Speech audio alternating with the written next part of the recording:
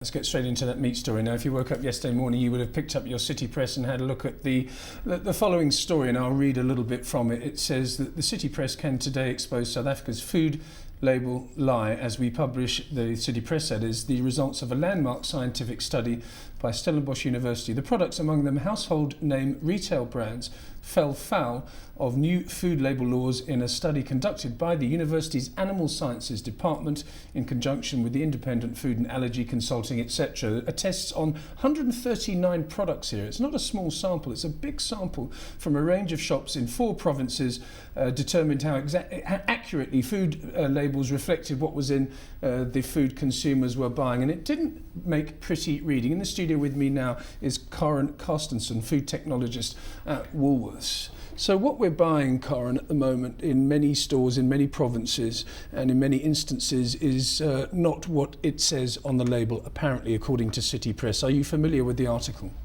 Yes, Lindsay. The article was about the Stellenbosch study, which was conducted last year. So basically it's a historic study which was conducted during the later half of last year.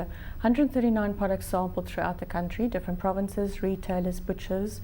And basically they found out of the 139 samples, only 44 products were actually accurately labelled. And those 44 products included 18 Woolworths products. So 18 Woolworths products actually were accurately labelled. So 44 of 139, I'm not very good at maths, but it's a significant percentage. Now, a lot of people say to me, I spoke to a meat eater this morning and he said, look, I don't care if I'm eating donkey or water buffalo, as long as it says so on the label, because presumably the difference between a water buffalo meat and cow meat or beef is similar, as long as it is treated properly and processed properly. That's the attitude of many people. Other people are saying this is ethically wrong and may break some religious rules as well. Yeah, that's the whole story, is that obviously customers require information to make an informed buying decision. And if you've got issues, then obviously you want to know that you are purchasing the right product for you. So label accuracy is very important, and that's exactly why the study was conducted, to determine label accuracy. However, we need to go back to the basics of the study, and this was a qualitative DNA study. Now, qualitative DNA study means absence, presence. So you need minute quantities of DNA to be present to actually have been tested positive. It didn't quantify it, and if we go and look what's happening in Europe at the moment, they've actually established what they call the 1% rule. So in Europe, if a product contains less than 1%, they're not seeing it as adulterated or purposefully fraudulent. They're seeing it as normal production reality. And that's where we need to now distinguish, and that South African study has not done that. We can't determine whether the products which are now being victimized or basically found to be non-declared, whether those are actually fraudulent or whether it's due to cross-contact.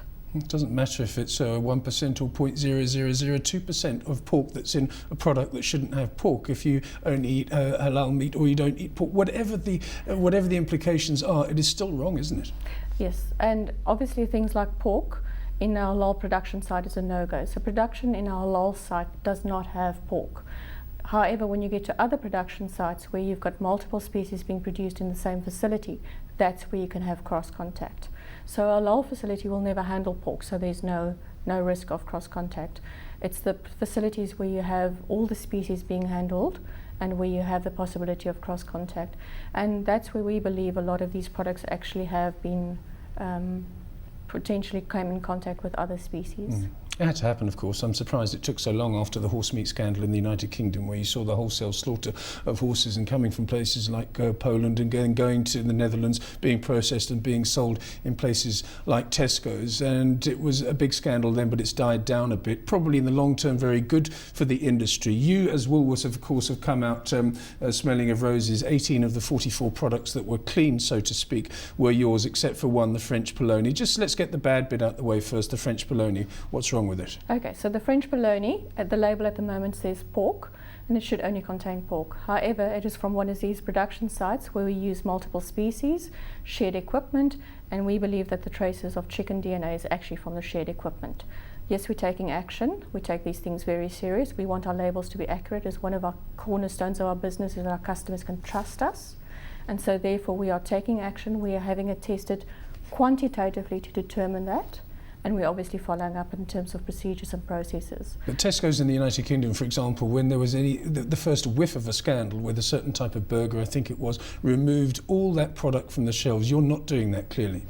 No, we're further investigating because, as you said, some consumers have issues with pork. However, at this stage, most consumers don't have an issue with chicken found in a product. So it would have been a different situation if you'd found pork in a chicken product.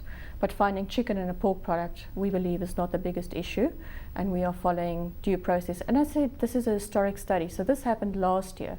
So to knee-jerk and take product off which is on the shelf now doesn't necessarily mean it's still true now. So that's why we're doing further studies now. It could have happened last year, one production. We don't know. Tell us about why a lot of your products, or the majority of your products, percentage-wise, compared to other grocers, have done so well. Is it because of you have dedicated facilities? I mean, give us the model that you've followed. Okay, so obviously processes and procedures are very important to us because the Woolworths brand is all about trust. We want our consumers to be able to trust our products. So we work with producers who we have a long history with working, and they share our values. We specify our raw materials, we specify our recipes, and we specify who our suppliers are allowed to buy from. And basically that is the cornerstone, and then we use random DNA testing to verify that your processes are correct.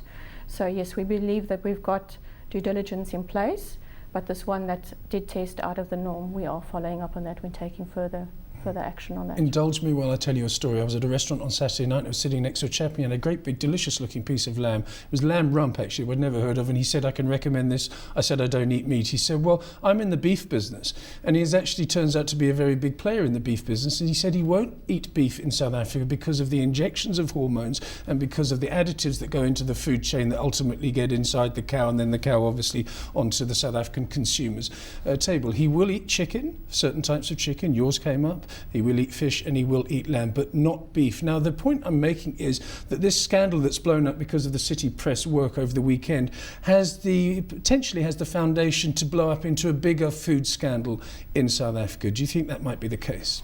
We can never say. With all meat scandals or any product in terms of food, obviously as a retailer, food retailer, our consumers trust us, and we have to ensure that we look after that trust and we take care of that. And for that we've got processes and procedures in place. However, if someone wants to be fraudulent, very little you can do about that. To prevent fraud is difficult. But yes, we've got processes and procedures for normal production processes. I know what's happening in the United Kingdom is that people are changing the way that they eat, and companies like Woolworths and your competitors will have to look at what happens here, and if it goes further in South Africa, they will have to change the way they do things first of all, but also change according to potential future change in tastes of the South African consumer. And I'm not going to suggest that Woolworths is going to go out there and use this as a marketing ploy. You know, we didn't have any pork in our products, but you must be sitting down with your team and saying to yourselves, well, let's look to the future now and how we can actually benefit from this. Well, benefit from someone else's hurt is not a good thing, but yes, we remain humble, we remain dedicated to our consumer, and our consumer is our most important thing, and our consumer votes every single day when they buy a product, whether they vote for that product or against that product.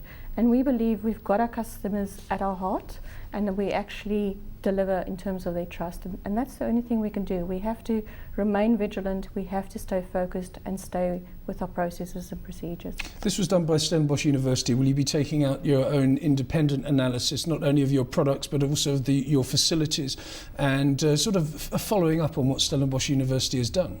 Actually, we've worked with Stellenbosch University since 2008 already. In 2008 we started with DNA testing our fish species to ensure that when we say fish is a certain species, it actually is truthfully so, because I'm not sure if you're aware that we had quite a big story about that in South Africa in 2008. So we've worked with Stellenbosch University since 2008 in terms of fish. 2009 we started with meat.